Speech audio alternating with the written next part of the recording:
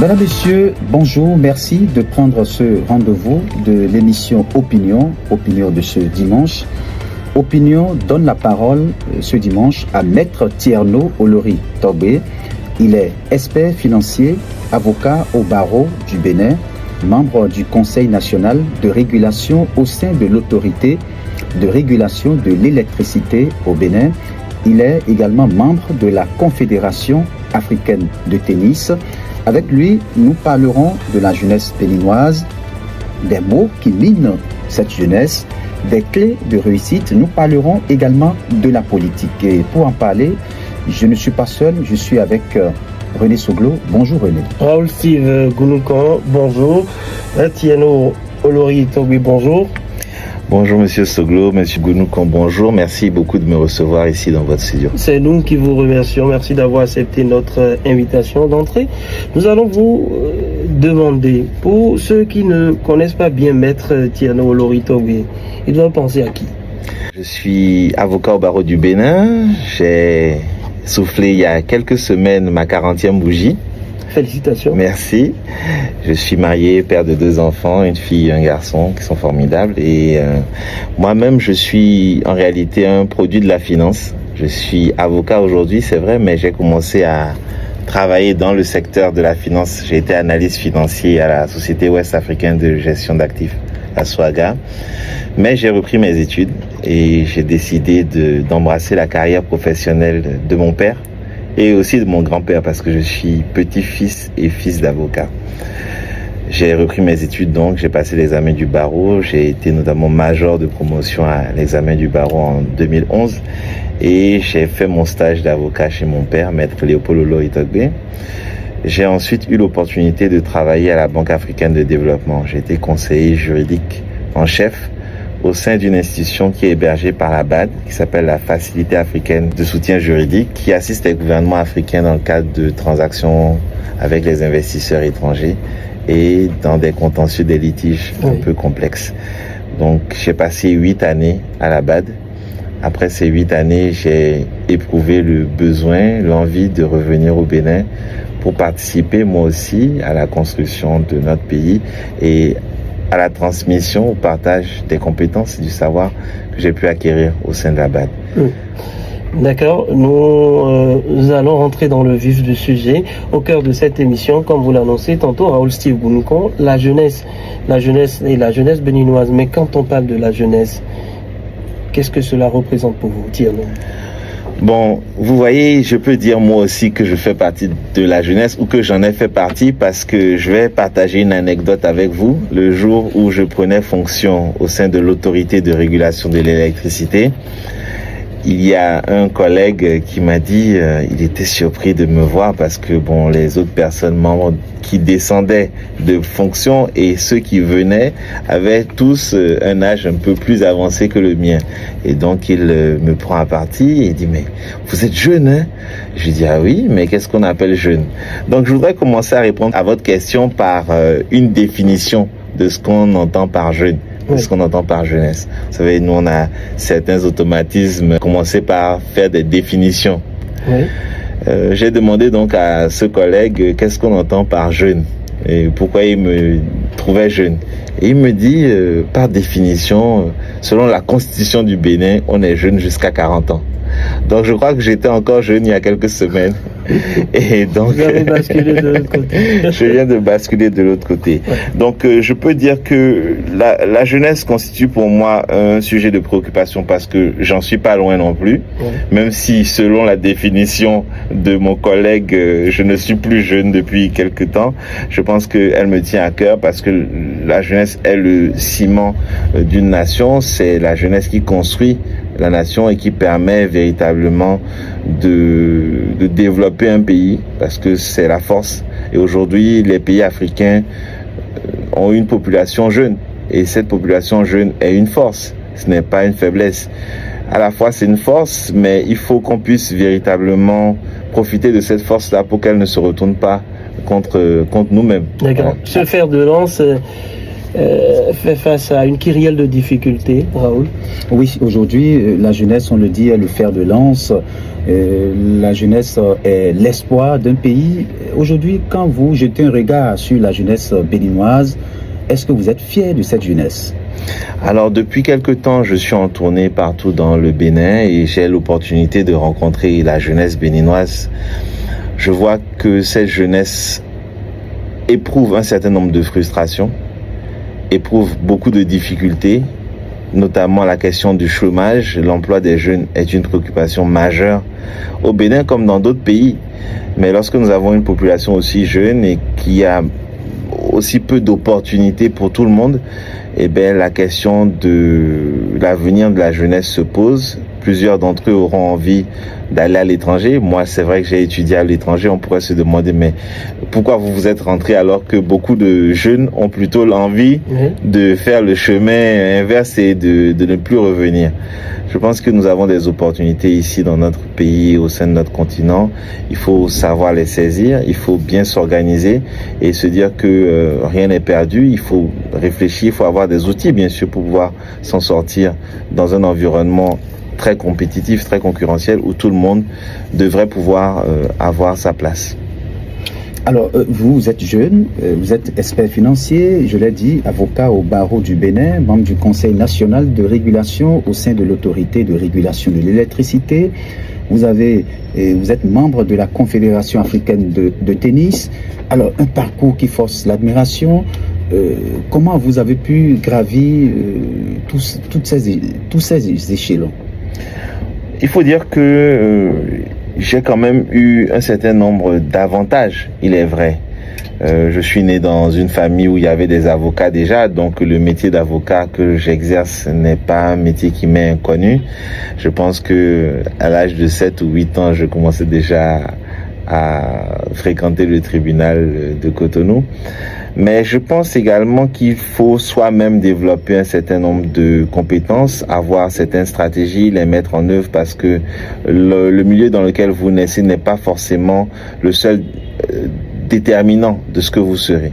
Et récemment, j'ai eu l'opportunité, le 22 septembre passé, de partager un certain nombre de clés de réussite avec la jeunesse béninoise qui était à Cotonou. Ça s'est passé à Cotonou, au Champ d'Oiseaux.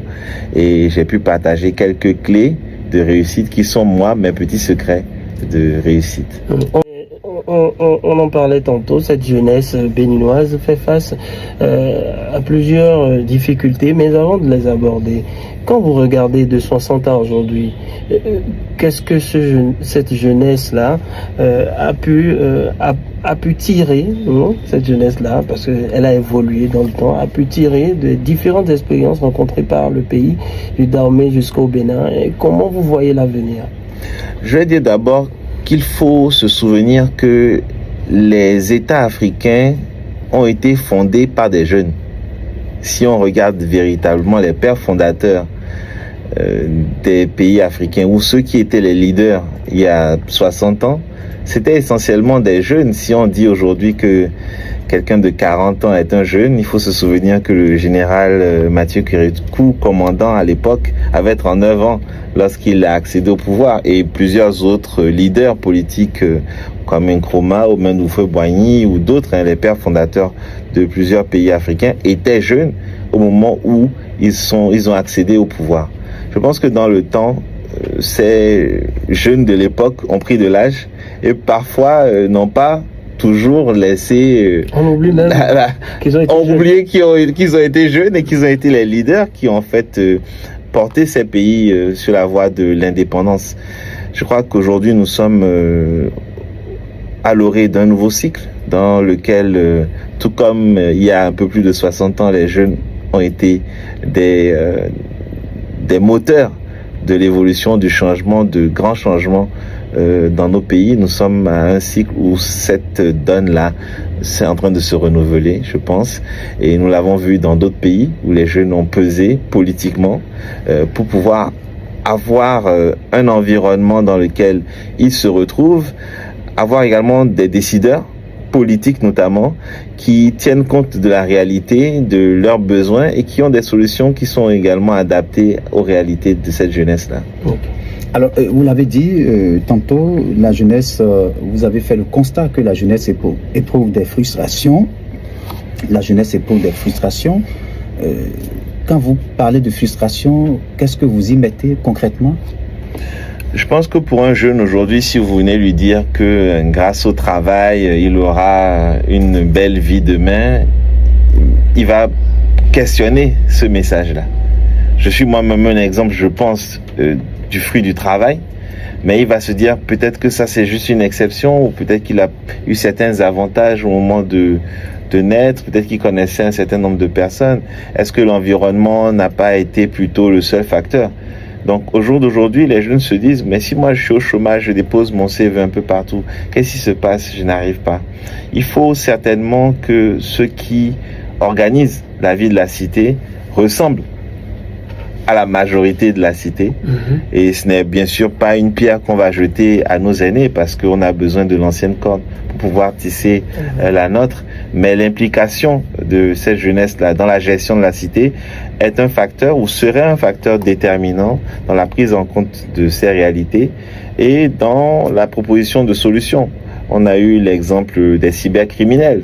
Oui. Est-ce que vous, justement, pensez-vous que cette jeunesse-là est plus attirée par la facilité aujourd'hui? Parce que c'est un nombre considérable de jeunes qu'on retrouve dans nos prisons aujourd'hui par rapport à ce phénomène. Je ne dirais pas que c'est une question de facilité. Je suis moi-même avocat, donc je connais la vie carcérale, je sais un peu comment ça se passe là-bas, je sais ce qui peut motiver quelqu'un à aller vers des solutions qui paraissent être des solutions de facilité. En fait, ce ne sont pas des solutions de facilité pour moi, ce sont plutôt des situations de nécessité. Je pense que les jeunes qui ont étudié n'ont pas forcément envie d'aller sacler le champ ou d'aller vers des travaux qui ne cadrent pas avec leurs compétences. Et ils se rendent compte qu'ils ont la capacité d'aller sur un ordinateur, de parler même anglais. Il y en a qui parlent un anglais impeccable, parce qu'aujourd'hui, le monde des affaires, c'est l'anglais. Il y en a qui sont bons avec l'outil informatique. Donc, ils ont des compétences. Mais j'ai ma grande sœur qui est dans le domaine de la cuisine. Elle dit souvent que un couteau, ça peut servir à tuer, comme ça peut servir à sauver la vie, ça peut servir à couper un doigt, mais ça peut servir à faire des bonnes viandes. Donc, en fait, ces compétences de ces jeunes-là ont peut-être été mises au service de choses négatives, mais en fait, ce sont pas des jeunes qui sont mauvais. Ce sont des jeunes qui ont besoin qu'on s'occupe d'eux, qui ont besoin qu'on soit à leur écoute, qui ont besoin qu'on trouve des solutions. Une fois en prison, quel avenir pour ces jeunes? Vous savez, est-ce que nos prisons corrigent vraiment? Je me suis rendu compte de quelque chose récemment. J'étais en train de libérer quelqu'un de prison à Dassa, et je me suis rendu compte que je n'avais moi-même jamais mis personne en prison. Au cours de ma petite carrière d'avocat, j'ai libéré beaucoup de gens, j'ai fait libérer beaucoup de gens, mais moi-même, je n'ai pas eu à mettre des gens en prison. Je pense que la prison est une nécessité pour l'organisation de la cité, c'est sûr, mais de manière traditionnelle, même les pays africains ou les sociétés africaines ne connaissaient pas la prison.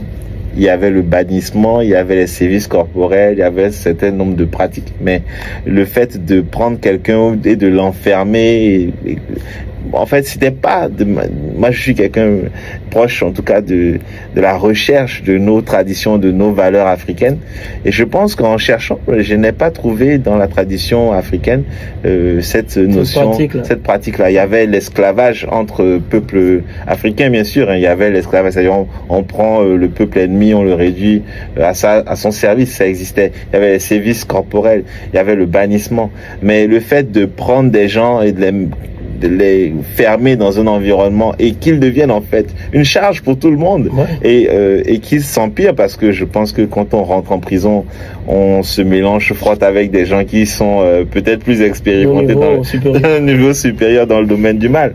Donc je crois que il y a une opportunité à aller vers ces jeunes-là et à essayer de faire du couteau un instrument du bien plutôt qu'un instrument du mal. Il y a une réflexion à mener, certainement en collaboration avec les gouvernants, et c'est une démarche dans laquelle je pense que nous devrons être. Alors, le Bénin, comme bien d'autres pays africains, c'est un pays qui a eu une une jeunesse et on estime que la jeunesse peut être transformée en opportunité. Comment vous envisagez cela? Bon, alors je vais partager une expérience que j'ai eue au sein de la Banque africaine de développement. Il y a eu des assemblées annuelles de la BAD qui se sont déroulées en Inde, dans la ville d'Ahmedabad en Inde. Donc, ça m'a donné l'opportunité de visiter ce grand pays.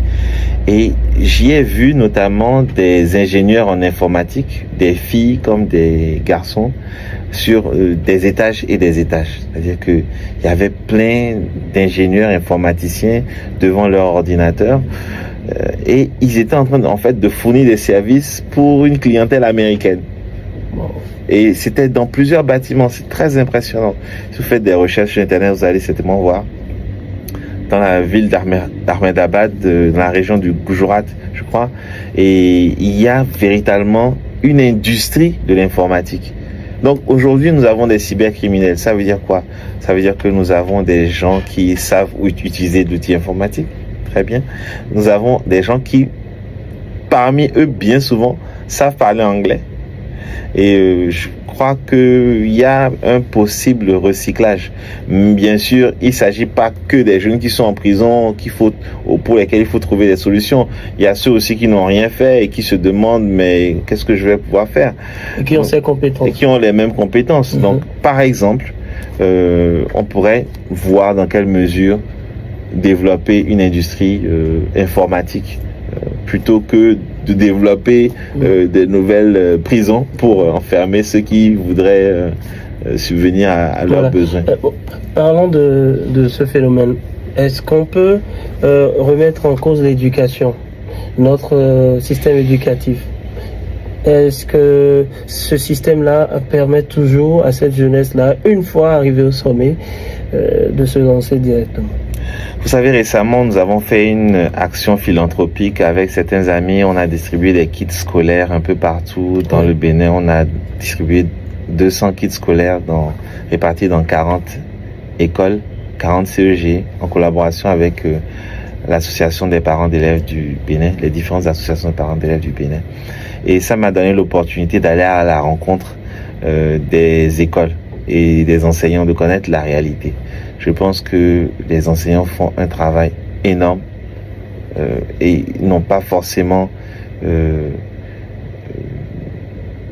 la totale reconnaissance même de tout ce qu'ils font pour les enfants, compte tenu même des difficultés qu'ils peuvent traverser. Vous avez des zones dans lesquelles on déplore de l'absentéisme, juste pour les périodes, par exemple, des campagnes agricoles. Mais moi, c'est des choses que je ne connaissais pas forcément. Mais le fait d'aller sur le terrain, ça m'a permis d'apprendre cela. Donc, il y a beaucoup d'efforts qui sont déjà faits par les enseignants. Il y a beaucoup d'efforts qui sont déjà faits par tous ceux qui sont en charge du système éducatif. Mais il y a aussi une réalité extérieure. Donc, il faut pouvoir s'adapter aux réalités.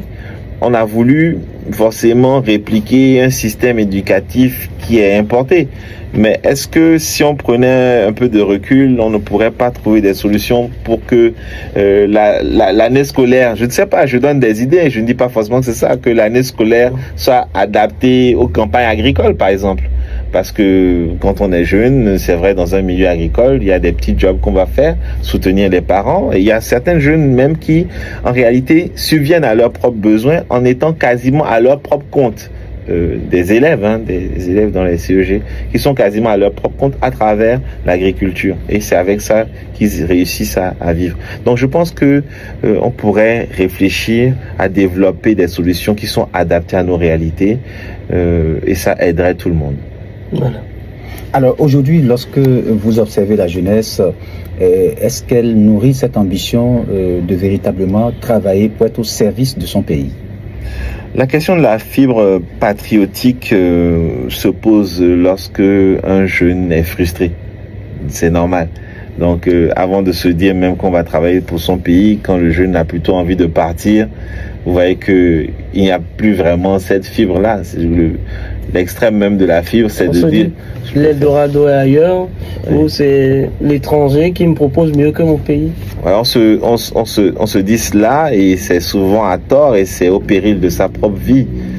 J'ai eu des expériences de personnes qui sont parties et qui se sont retrouvées en situation d'esclavage et maintenant on va me chercher pour essayer de trouver des solutions en tant qu'avocat, pour envoyer de l'argent même à des terroristes qui ont pris en otage des enfants africains, que ce soit béninois ou d'autres pays d'Afrique de l'Ouest qui souhaitent des enfants qui sont partis en fait, qui sont aux mains finalement d'esclavagistes, de terroristes qui sont dans le Sahel notamment. Oui, mais malgré ces exemples que vous venez de citer, des gens sont toujours candidats. Chaque jour, même pendant que nous parlons, des jeunes ont ce projet. Bien sûr, et ça c'est une question qui est non seulement une question migratoire, mais aussi une question sécuritaire. C'est-à-dire que même ceux qui restent ici et qui décident de ne pas partir et qui sont face au même constat, aux mêmes frustrations, il faut s'en occuper. Donc il faut pouvoir créer des opportunités. Je disais tout à l'heure qu'en Inde, par exemple, lorsque j'ai pu faire cette visite-là, les prestataires, les informaticiens qui sont là-bas fournissent des services pour des Américains ou pour des clients occidentaux. En fait, il faut pouvoir trouver des solutions qui sont adaptées et qui permettent aux jeunes d'aller au-delà de leur réalité du moment. Et ça, c'est une réflexion sur laquelle nous sommes. Avant de parler de la jeunesse et de la politique, Tierno Loritobe, dites-nous, qu'est-ce qui s'offre à cette jeunesse aujourd'hui pour s'en sortir, pour ces jeunes, pour ces centaines ou milliers de jeunes qui nous suivent? Quel message vous avez, quelles solutions vous leur proposez pour mieux organiser leur vie? Alors, je voudrais leur dire qu'il faut regarder autour d'eux, ne pas penser forcément que c'est un métier dans un bureau qui va leur permettre de se développer, de s'en sortir. Vous allez voir que les plus grands milliardaires du monde ne sont pas forcément ceux qui ont fait les plus grandes études. Mais je pense que ceux qui s'en sortent dans la vie sont ceux qui observent autour d'eux, qui prennent le temps d'observer leur environnement, qui prennent le temps de vérifier leurs propres capacités. Imaginez un jeune qui est dans une cour commune dans laquelle il y a un puits dans la maison et qui voit des motos passer. Il peut décider d'ouvrir un lavage moto. Et ça peut commencer comme ça. Donc je vais leur dire d'avoir une plus grande attention à leur environnement, de s'analyser eux-mêmes et de commencer par ce qu'ils peuvent faire qui est à leur disposition dans les voies les plus légales possibles. Voilà, dans les voies légales, tout simplement. Voilà, il y a des clés, des stratégies pour y arriver? Bon, je peux peut-être partager moi-même mes propres clés, mes propres stratégies, comment je fais moi, parce que c'est pas d'autres... Vous allez les prendre, mettre dans les séries, voir? Bon, je pense que d'abord, il faut avoir une vision. Il faut avoir un grand rêve pour soi-même. Voilà, quelqu'un peut dire, j'ai un ami à moi qui est un grand transporteur et qui m'a dit que lui, il avait rêvé un jour, il avait fait un rêve et il avait vu plusieurs camions qui tournait, qui lui rapportait de l'argent. Il était encore très jeune quand il a fait ce rêve-là. Et peut-être s'il nous écoute, peut-être se reconnaîtra. Et c'est ça qui l'a motivé à démarrer. Il a été un intermédiaire dans le transport. Il n'avait pas de camion. Hein. Il allait sur le port, il trouvait des marchés et puis il sortait. Il trouvait aussi des camions qui allaient exécuter les marchés en question. Et donc, il a servi d'intermédiaire pendant quelques temps. Et au fur et à mesure, il s'est lancé. Il a aujourd'hui une société avec des camions qui tournent. Donc, il faut d'abord avoir une vision. Il faut avoir un rêve. Donc, moi, c'est la première étape. Ensuite, il faut faire une analyse, une autocritique de soi-même et de son environnement. Et c'est ce dont je parlais tout à l'heure. Voir ses forces, ses faiblesses, voir chez qui on peut aller peut-être demander de l'aide pour pouvoir mettre en place une solution. Ensuite, il faut avoir un tableau de bord, c'est-à-dire il faut se suivre soi-même. Vous savez, un individu, c'est comme une société. Vous avez la radio ici aujourd'hui, elle doit payer des employés, elle doit payer des charges, elle doit investir pour pouvoir renouveler le matériel au fur et à mesure. Elle engrange aussi des produits, des chiffres d'affaires. Donc, c'est une personne morale. Mais la personne physique aussi doit pouvoir répondre à un certain nombre de réalités qui sont proches de la personne morale. Donc, il faut avoir un tableau de bord pour soi-même. Faire le point au moins tous les 6 mois de où est-ce qu'on en est. Faire le point aussi de où est-ce qu'on veut arriver par rapport à ces objectifs. Moi, c'est quelque chose que je fais au moins tous les 6 mois. Je fais le point, je m'assieds et puis je fais ça sur un bout de papier. Pour ceux qui sont pas forcément lettrés, ils peuvent également se poser ces questions-là pour eux-mêmes. La 4e clé, c'est pour moi, en tout cas, c'est la lecture. Mais la lecture, il y a un livre que j'aime beaucoup, un auteur que j'aime beaucoup, c'est Robert Kiyosaki. Peut-être que les auditeurs le connaissent. Il a écrit un ouvrage qui s'appelle Père riche, Père pauvre, et une série d'ouvrages. C'est un auteur que j'aime beaucoup. C'est vrai, ça parle d'argent, ça parle aussi d'entrepreneuriat, ça parle de projets. Ben, c'est un auteur qui peut peut-être inspirer certains. Et ceux qui n'ont pas la possibilité de lire, et même ceux qui ont la possibilité de lire, je les invite à aller à la rencontre des personnes âgées. Parce que on dit en Afrique qu'une personne âgée, c'est comme une bibliothèque. Oui. Donc, même si vous n'avez pas les livres physiques, ou même si vous avez les livres physiques, je vais encourager à aller vers les personnes âgées. Écouter. Voilà, il faut savoir aller vers ceux qui sont nos devanciers pour voir leur expérience, voir aussi ce qu'ils ont à partager avec nous pour s'améliorer. Merci pour ces précieux conseils. Voilà. Nous allons évoluer, mesdames, messieurs. Si vous venez juste de nous rejoindre, sachez que vous êtes sur l'émission politique de dimanche sur Radio Fraternité. Et aujourd'hui, nous donnons la parole à l'expert financier, avocat au barreau du Bénin, Thierno Olori Togbe. Nous allons aborder maintenant la question politique, le volet politique de cette émission. Maître Thierno Olori Togbe, comment vous voyez aujourd'hui le Bénin relativement à la gouvernance politique? Je pense que le Bénin, sur le plan de la gouvernance politique, se porte bien. On a connu d'autres heures de gouvernance politique. Moi, ma première confrontation à la réalité politique, c'était mon grand-père qui était exilé politique en Côte d'Ivoire et qu'on allait voir à l'étranger. Donc, je pense que les heures de la gouvernance politique au Bénin ne sont pas mauvaises. Il y a toujours de quoi faire et tant qu'il reste à faire, on peut dire que rien n'est fait. Mais c'est un travail en construction et je pense que tout le monde doit pouvoir y participer et donner ses propositions, voir dans quelle mesure les mettre en œuvre. Alors, quelles sont les grandes leçons que vous tirez de l'expérience des années? Bon, sur le plan politique, je dois dire que je suis d'une mère politicienne. Oui. Allez-y. Je suis d'une mère politicienne, donc certains auront certainement reconnu dans mon nom, ou quand les gens me voient, ils reconnaissent les traits de ma mère, Madame Claude Olori Togbe, née d'Almeida. Elle a été notamment membre de FCBE, elle a été ancienne directrice générale de la SOBEMAP et du CNCB, notamment sous le président Tony Yahi. Donc j'ai la chance d'avoir une source d'information, une référence sur le plan politique qui est certainement l'une des meilleures références qu'un individu pourrait avoir. Sa propre maman peut donner des bons conseils ou être une excellente référence sur le plan politique. Donc moi, quand j'étais encore plus jeune, je ne croyais pas véritablement à la politique.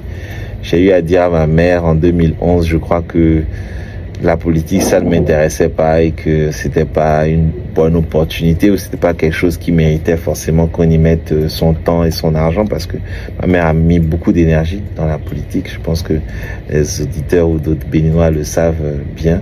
Mais quand nos acteurs, je vais dire ceux qui animent la vie politique au Bénin, quand on prend le lot, est-ce qu'on peut se dire que c'est des acteurs qui servent leur pays ou qu'ils se servent? Parce que certainement que la politique a son sens dans des côtés. Oui, moi je disais notamment, par exemple, le modèle que moi j'ai. Au moment où je disais que la politique ne m'intéressait pas, j'ai rapidement compris qu'elle devrait m'intéresser. Pourquoi? Ma mère m'a notamment dit à ce moment-là que nous étions une famille de politiciens et que si on ne fait pas la politique nous fera. Si tu ne fais pas la politique te fera. Je crois qu'il faut s'engager en politique. Il faut s'intéresser à la chose politique.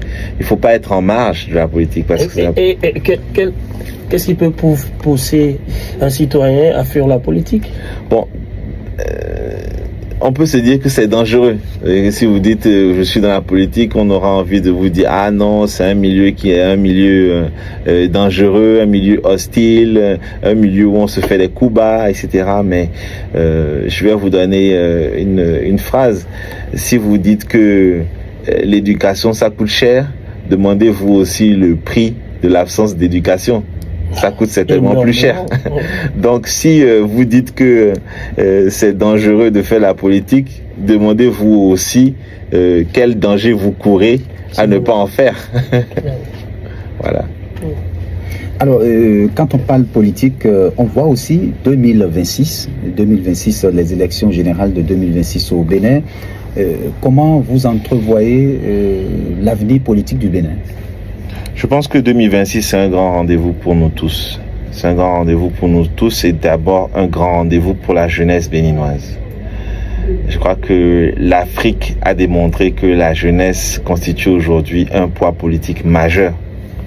Et nous avons le cas, je peux citer, que ce soit le Sénégal notamment, la dernière référence en date dans le domaine, on a pu voir ce que la jeunesse a pu démontrer en termes de capacité, en termes de poids du nombre, parce que une élection législative ou présidentielle, ce sont des chiffres qui parlent. C'est d'abord des chiffres. Aujourd'hui, les jeunes représentent, si on prend la définition de mon collègue de la rue qui parlait de cas d'âge, de 18 à 40 ans, nous avons certainement plus de 60% de l'électorat qui va s'exprimer en 2026. Est-ce que la jeunesse dont on parle là a conscience de mais cette justement, il faut qu'on l'en informe. Il faut qu'on informe la jeunesse qu'au jour d'aujourd'hui représente plus de 60% de l'électorat. Ils décident pratiquement. Oui, c'est eux qui décident. C'est nous qui allons décider.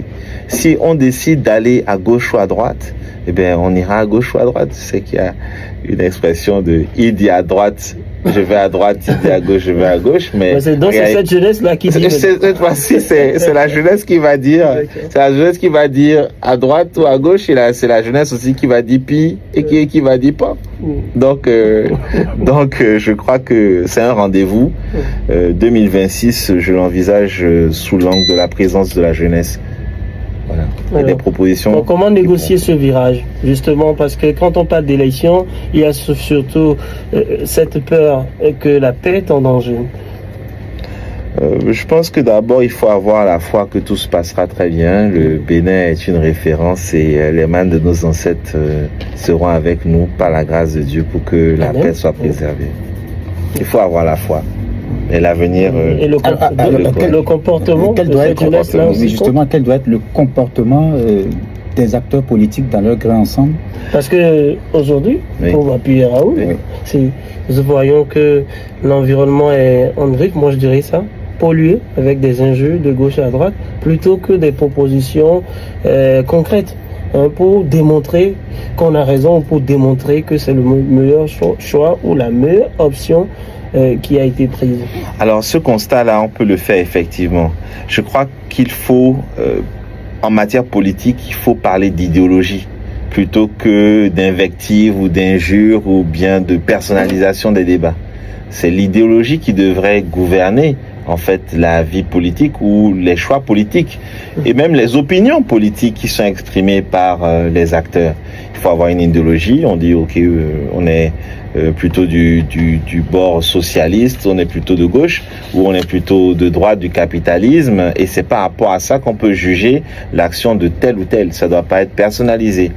Et donc je crois qu'il faut, nous en tant que jeunes, qu'on puisse s'identifier autour d'idéaux, autour d'une idéologie de ce que nous voulons faire. Au jour d'aujourd'hui, le social devrait être au cœur de l'idée de la gouvernance politique, en tout cas au Bénin. Moi, c'est mon point de vue. En tout cas, c'est ce que le président Patrice Talon et son gouvernement ont expliqué aux populations, ce mandat en cours, le mandat du social. Mais ce n'est pas de cela que nous allons parler, mais plutôt des réformes. Parlant d'idéologie, est-ce que les dernières réformes enregistrées dans l'arène politique, au niveau du volet politique, ces réformes ont amélioré quelque chose pour vous? Est-ce que les grandes formations politiques formées là, dans l'ensemble? Est-ce que les acteurs politiques se sont vraiment casés? Est-ce qu'on ne peut plus faire face? Comme par le passé, on avait plus de 200 partis politiques. Est-ce qu'il y a une amélioration selon vous? Je pense que l'assainissement du système partisan, Oui. avec la réduction du nombre de partis et du nombre d'acteurs, c'est quelque chose qui a été voulu par tout le monde, par tous les acteurs politiques et même par l'électorat. Ce n'est pas quelque chose sur lequel on devrait revenir ou dire que ce n'est pas une bonne approche. Ça permet d'avoir une visibilité plus fluide, plus simple du cadre et de l'environnement. Ces blocs qui existent aujourd'hui, c'est favorable, c'est positif, ça permet d'assainir les choses, de simplifier aussi les choses. Maintenant, de manière fondamentale, il faudrait certainement que ces différents blocs-là puissent affirmer de manière plus claire, de manière plus forte, l'idéologie qu'il sous-tend. C'est-à-dire que ce soit pas forcément juste une composition, mais plutôt que à l'intérieur de cette composition-là, il y ait une véritable idéologie, il y ait un véritable programme qui réponde à des besoins. L'effort est en cours et moi je suis en train d'y aller. Donc je peux pas véritablement me permettre au jour d'aujourd'hui de dire les choses devraient être de telle ou telle manière. Je suis encore dans une phase d'appréciation et d'analyse de ce qui se fait avant de prendre une décision avec ceux qui sont avec moi. Dans cette semaine, un acteur politique me disait, Monsieur Soglo, vous voyez, chez nous, on parle d'opposants. Déjà, tout de suite, cette connotation pose problème. Opposant. Il est un opposant et qu'il s'oppose donc catégoriquement à tout. Est-ce qu'il est là pour vraiment apprécier au moins une seule fois une belle action de l'autre camp? Pourquoi opposant? Pourquoi pas gauche? Pourquoi pas droite? Alors, vous voyez, c'est ça. Lorsqu'on personnalise les choses, on considère la question de la mouvance de l'opposition par rapport à une personne. Il m'a même dit que voilà, les médias européens vous ont poussé à cela et vous aussi en Afrique, vous faites pareil. Hein? Vous traitez tout le monde. Si vous n'êtes pas d'accord avec le gouvernement, vous êtes d'office opposant. Et l'opposition, est-ce qu'on peut revoir cette connotation? Vous savez, je vais peut-être vous étonner, mais j'ai récemment suivi un reportage sur la Chine. Je suis très impressionné par le modèle chinois. Et en réalité, vous allez voir qu'en Chine, il y a un seul parti. Il n'y a pas la notion de qui est opposant, mais pourtant ils sont les plus rapides en matière de développement. Parce que qu'est-ce que nous cherchons aujourd'hui? Nous cherchons à nous développer. On ne cherche pas à prendre le pouvoir juste pour profiter du pouvoir. L'exercice du pouvoir, c'est pour le développement de notre nation. C'est ça.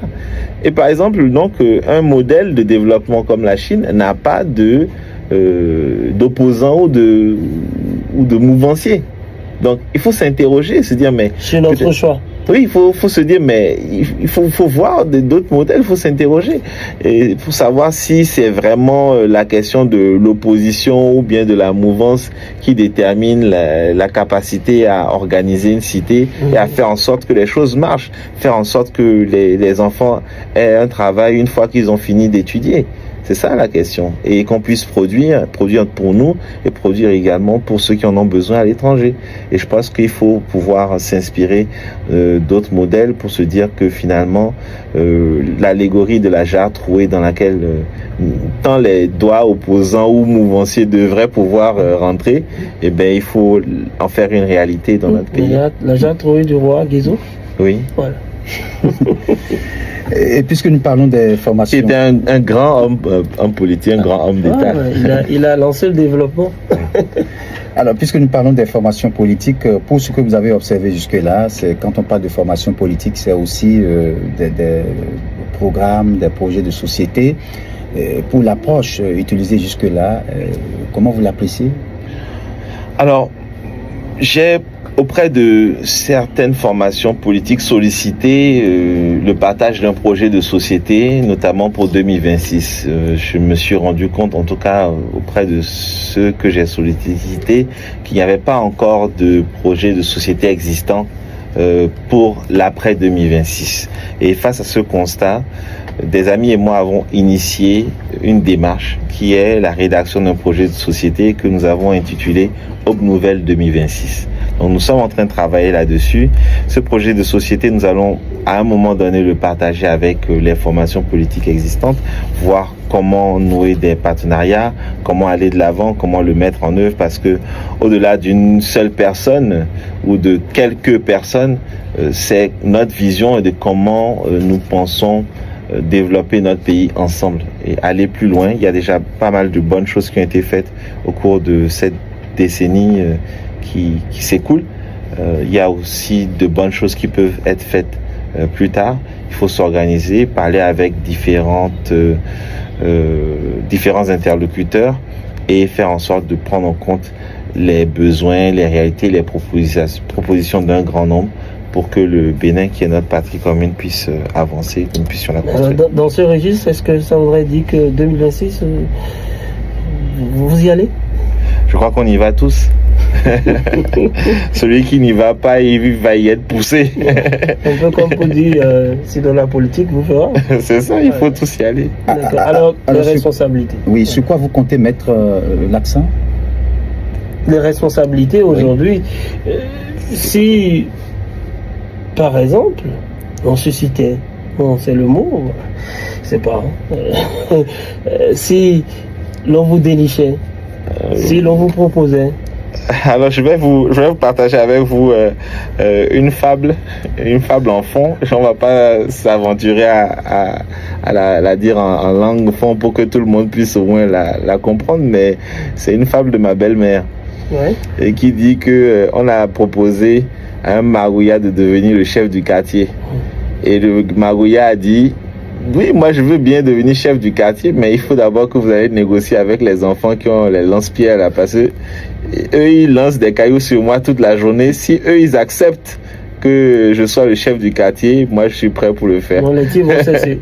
Donc en ce qui me concerne, j'ai pas envie de paraphraser forcément le grand homme d'État, le général Mathieu Kérékou ou d'autres qui savent très bien la morale de cette histoire-là. Je pense que c'est en fonction du plus grand nombre et de ceux qui vous appellent aux fonctions que vous pouvez pouvoir vous positionner à un endroit ou à un autre, que ce soit député ou plus. Voilà.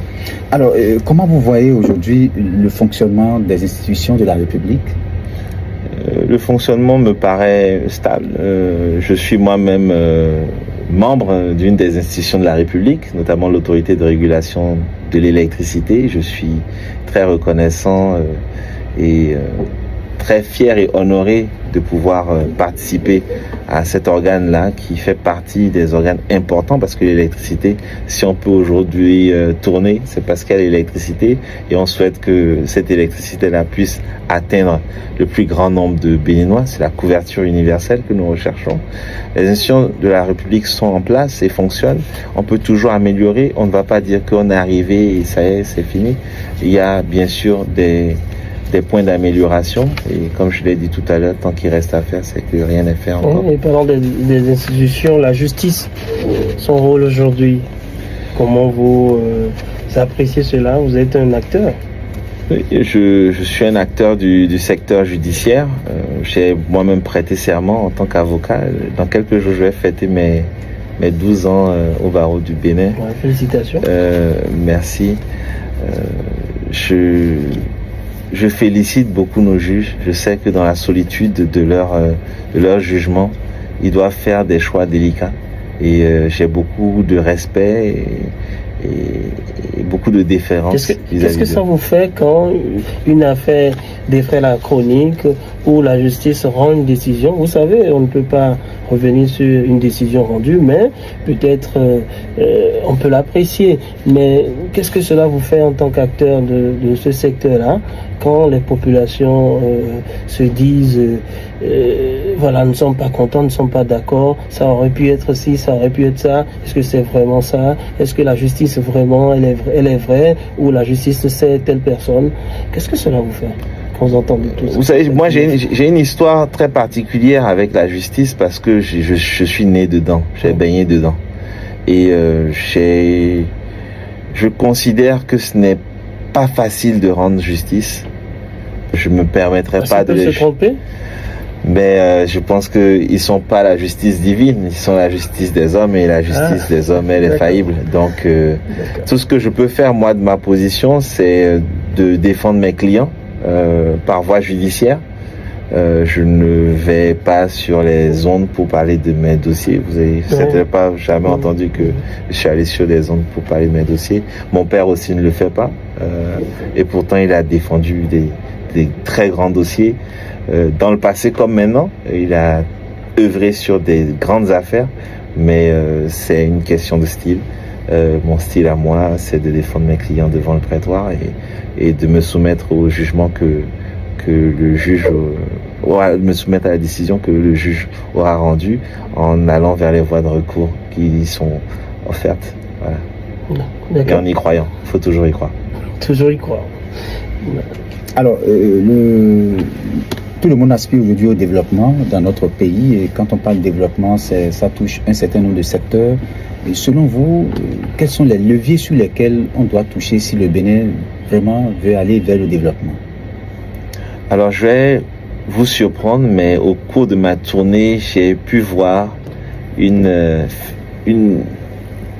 décision qui pourrait booster, permettez-moi l'anglicisme ici, de booster le développement du Bénin. Est-ce que je peux partager ça avec vous? Et puis, à nos auditeurs, ils vont rentrer à la maison et ils vont, en tout cas de leur maison ou vous, en rentrant chez vous, vous allez réfléchir à cette proposition. Et si le Bénin passait à l'anglais? À l'anglais.